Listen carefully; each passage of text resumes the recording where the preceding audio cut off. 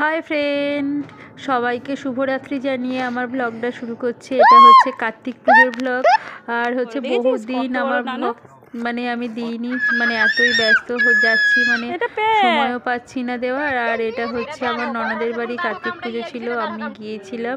মানে আমি, আমার হাজব্যান্ড, আমার ছেলে, আমার শ্বশুর শাশুড়ি, ঠাকুর শাশুড়ি সবাই মিলে গিয়েছিলাম। আর ওদের বাড়ি কার্তিক পুজোর পরের দিনের এটা খাওয়া দাওয়া ছিল। এই দেখো, ও আমার আমার ননদ রান্না করছিল ইলিশ মাছের আমশুটকি দিয়ে তোমার টক হচ্ছিল, ঠিক আছে।